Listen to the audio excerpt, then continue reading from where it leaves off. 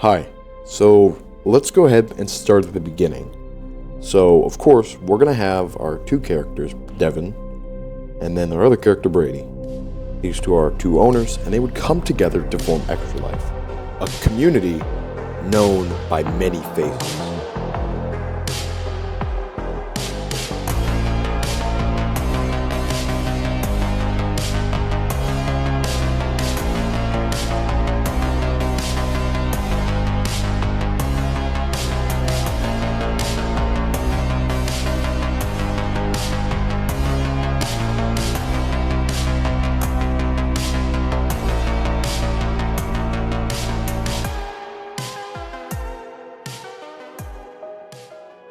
With the newly established duo, Devin and Brady would begin their FiveM server.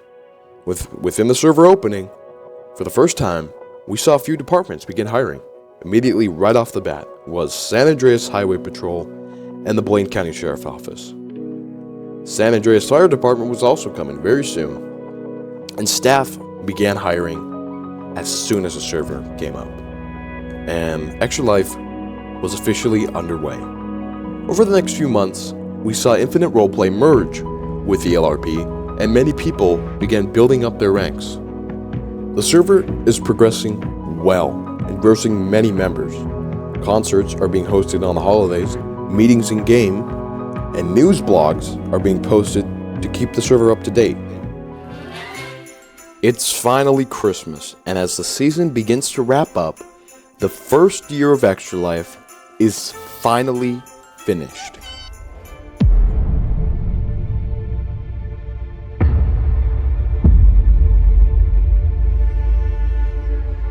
A malicious O2 would begin to face allegations for being a predator. With just Brady as the CEO, ExtraLife would begin slipping. So who is this guy? Who is Matt? And where did he even come from?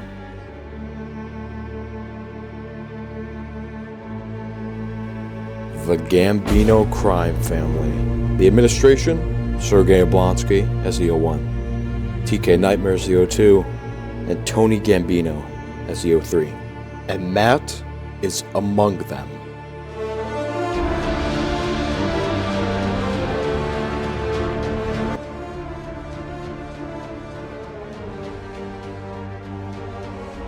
Well, let's get into it. GCF has a lot of women, and most of which were underage.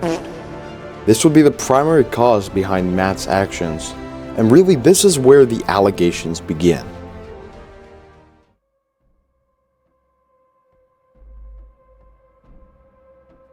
We will start with someone who we will call Jane throughout this story, and Jane begins spilling the news that Matt is allegedly a predator and has messaged her on numerous accounts. This gossip begins to fill up the server. Now, here we are. This is it. This is where our story began, and this is the end of Matt's story. Brady and the management team would decide to ban Matt.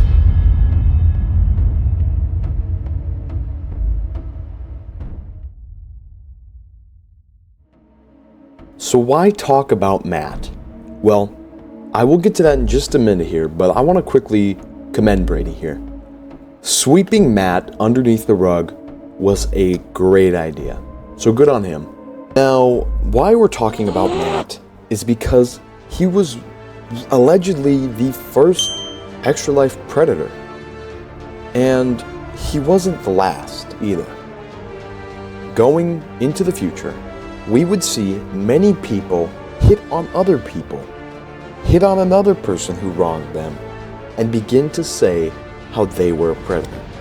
This cycle would continue and continue and continue to damage ExtraLife's reputation.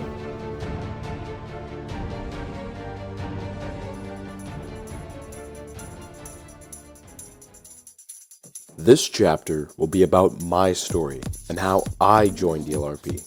We'll start with me. I joined ExtraLife on February 12th of 2023, just after every drama finished, and my PC was finally complete. My friend had recommended this server to me. It's highly debated when ELRP's prime was, and most of the time everyone says it's when they joined or when after they joined. I like to say it was when I joined. The server looked much different from what it does today. I joined Sadot as my first org. During this time, promoting felt good. Getting higher in any org at the time felt earned and respected. Hours were low and everyone had time for side RPs. Although, as you begin to get higher, work becomes harder. You need to train people, fill out documents, format announcements, plan events. So keeping everyone in these spots wasn't easy. I think a lot of players, including myself, owe a lot of credit to the server for meeting some of our best friends. For example, I joined the Blaine County Sheriff's Office and I was so scared to do my first ride-along. I found a guy on the side of East Joshua Road. This player was J. Wilson, the squeakiest kid on the server that I've ever met, and I hated them. I hated them so much. And someone who would end up being my best friend in the server until its downfall. He's not gonna do it. He's not gonna do it. 2, Drop him. Wait, 1. wait, Your time's out. wait, please. I'm sorry. There's no way to wait. You have no more time left over. Sorry. Drop him. What are you doing? I defend him. Oh! Oh shit, are you actually up there now? Okay, okay. Don't go near the place. Don't go near the place. Go near the tail. Go near the tail. Go near the tail. Go near the fucking tail. No.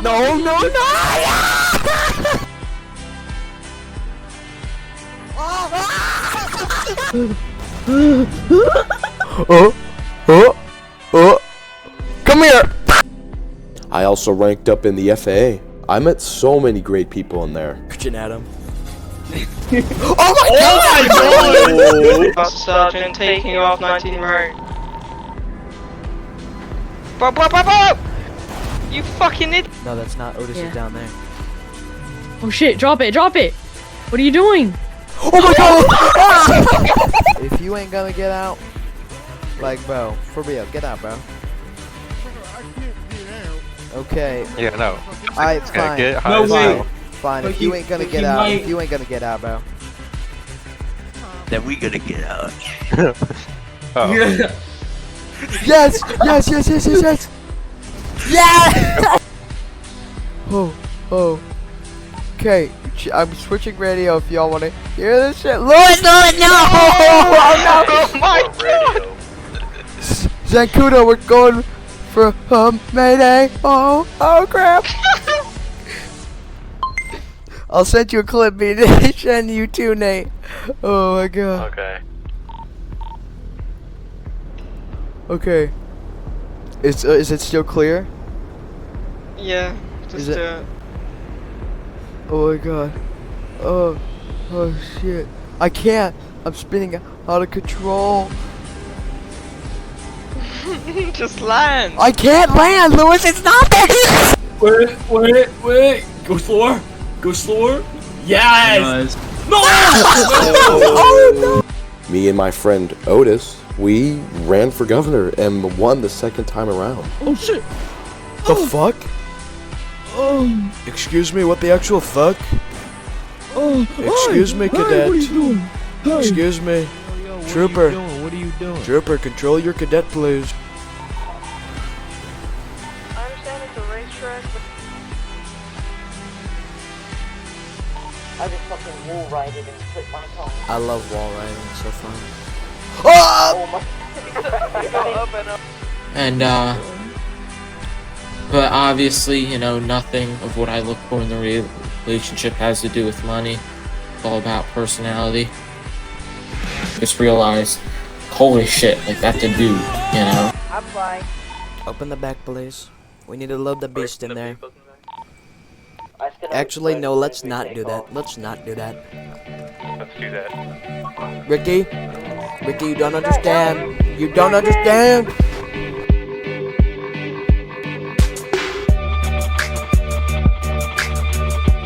Every FiveM server cannot be ran for free. There's usually a cost to this success. Large hosting servers are used to run these servers. To get one that would handle ExtraLife is not cheap whatsoever. Most servers needed to make paid features to get this money back. For example, many servers charge packs to use special vehicles. We have a whole nother video coming on that soon, so stay tuned. But ExtraLife molded its contributor system into what it is today over the years. After having a Patreon setup, they moved into a new tier system on April of 2020. Players could upload a vehicle, commonly from GTA 5 mods, featuring countless free vehicles like BMWs, Mercedes, and Hellcats. Countless developers would upload on here. This system would rack in thousands for Brady, although this decision would lead him down a terrible path. The contributor system worked as follows. You would find a vehicle on a mod site, then submit a form with your credits. One credit was usually around $15, and you would get these with the purchase of a rank, or you could just buy them separate. 2 credits for a shared vehicle, which everyone has contributor access to, and 3 for your own personal, which only you can use, and along with anyone else that you might have given keys to. Garage managers who would approve these, and the vehicle team members would test them. After 2 to 3 weeks, your custom vehicle would be in the server. That was it. The simple system that made Brady thousands. Most of which that would go back into the server to keep it running. But it was a great side hustle. Thousands of vehicles would be in the server, and the more it grew, the larger the list got. Brady still would have a decent amount of money left after his expenses. 243 mile-per-hour modded Hellcats ripped through the streets, and branded F1 cars put on a Ruiner 2000 handling and jumping around Sandy. This was great for Brady. He made a community and was able to keep it running.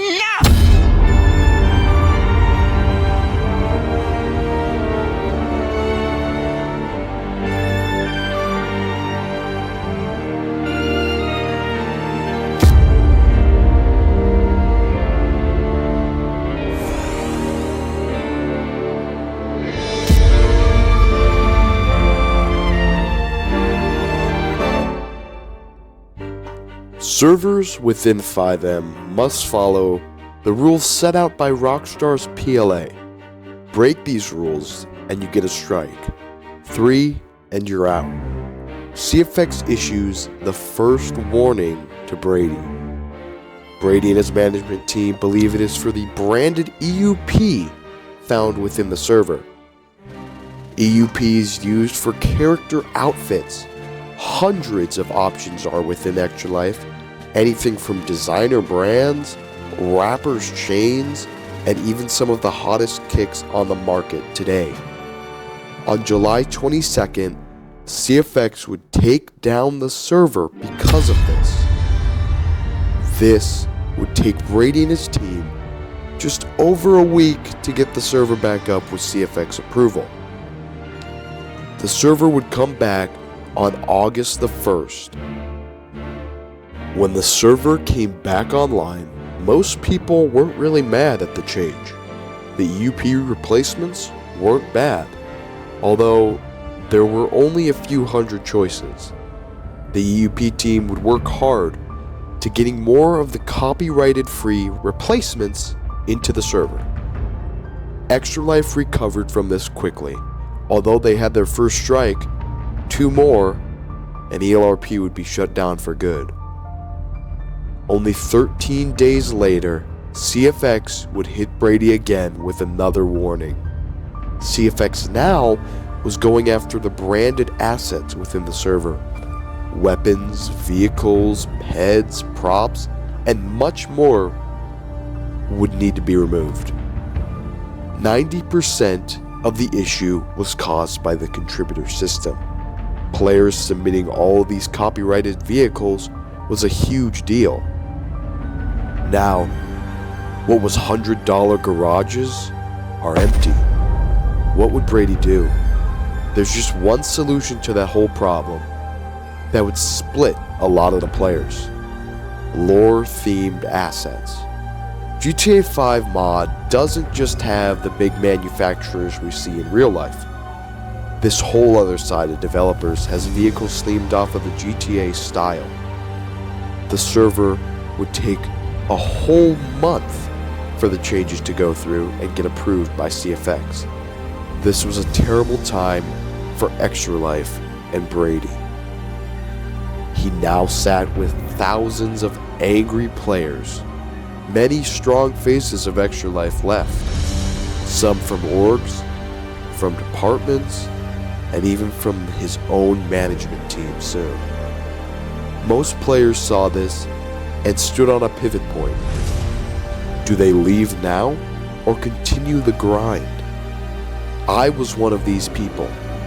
The FAA, the org with the most vehicles and the biggest vehicles within all of the server, would need to start fresh.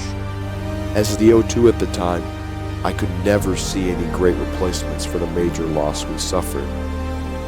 When we needed Otis the most, they shut him out. I left on my 1-year anniversary of High Command. Meanwhile, Brady had figured out his contributor replacement plan.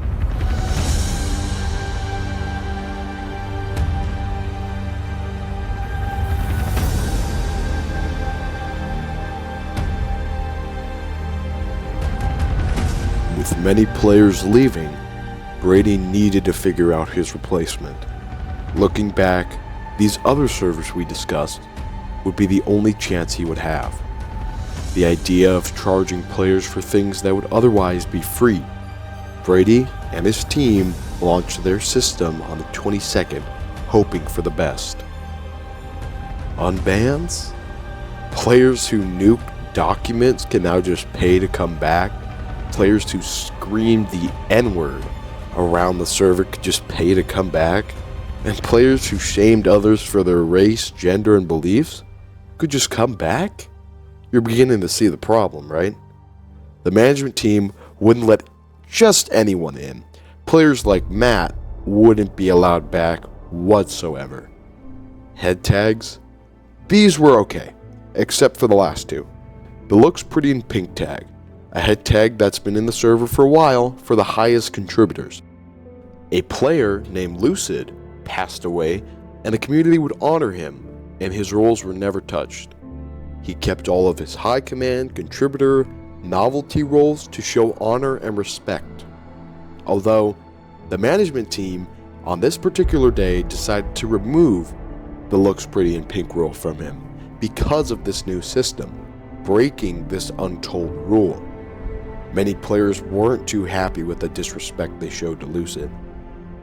The other head tag, a custom one, where you could create your own unique head tag for only $35. What was that? What the f***? Well, it looks like the head tag is $75. A head tag that was simply typed out, put into a pre-made line of code, and linked to a role. A system that took only 5 minutes. $75 for a simple system of hard manual labor. Although the rumored reason for the price was Discord's 250 role limit. Brady and his management were already cutting down on roles throughout the server. If the custom head tags were cheap, players would add way too many roles and the server would reach its limit. The other system that would be put in place was the new contributor system. It allowed for a system similar to what you would see in a membership within real life. ELRP would only have certain packs allowed per your membership, rather than charge for certain packs individually, as some other servers do. Brady's system was much different from the previous contributor system, so it gave players a hard time adjusting to it. Remember, Brady couldn't just stop the paid features found within the server. He needed to pay to get the server running. But it was too late. The server had already taken a major blow. We still see this today. The count today is much lower than it was in its prime, and good enough players were pushed to high command spots to fill those who left. ExtraLife still hasn't recovered from this downfall.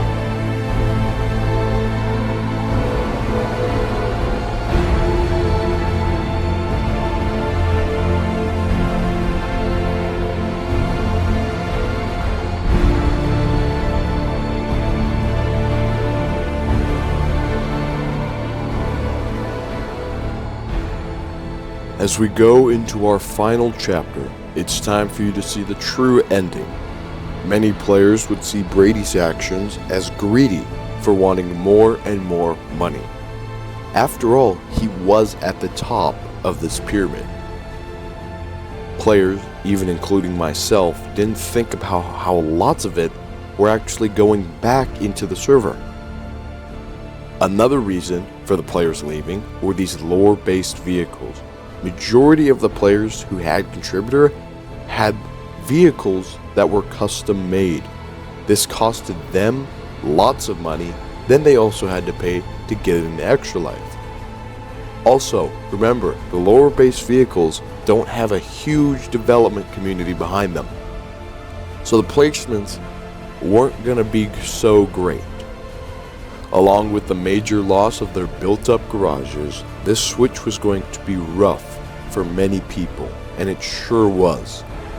When I made this video, it was out of pure hate towards Brady and his management after how they wronged many friends of mine. It's only as I continued my research that I realized Brady isn't fully in it for the money. Many of his decisions were made for the server. And I'm not here to tell you that Brady is a bad person, nor a good one. It depends on how you look at it. Some players see his action as what he had to do to keep the server running. Others see him as a very dark person whose decisions affect the server every day. Nor am I here to tell you to not play ExtraLife. ExtraLife is a great server when starting out in FiveM, and it was actually my first server. But this whole time, these chapters have been warning you of just one thing. The deeper you go, the darker the rabbit hole gets. This doesn't just apply to ExtraLife. It goes into almost every server that FiveM has to offer. So I'll leave you with just one last question. Are these hours you clock worth the time you missed with your family? Are these hours you play worth missing events within the real life? And are these hours you spend really worth your extra life?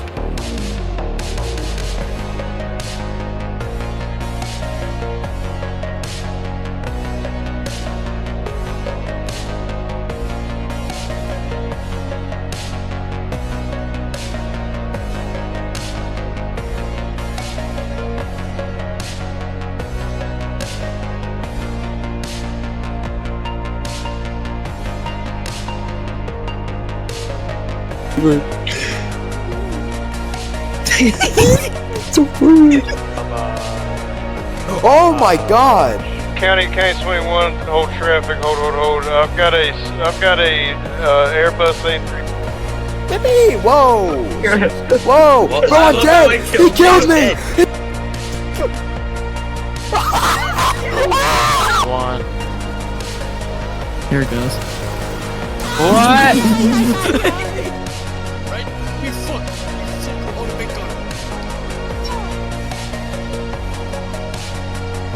There's a boar! There's a mountain lion. Shit's good. Oh shit.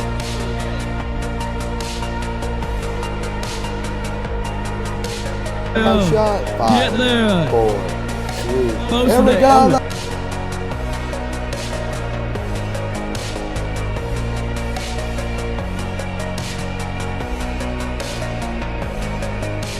Use the FA. Oh shit! Not that far. Oh, Smith!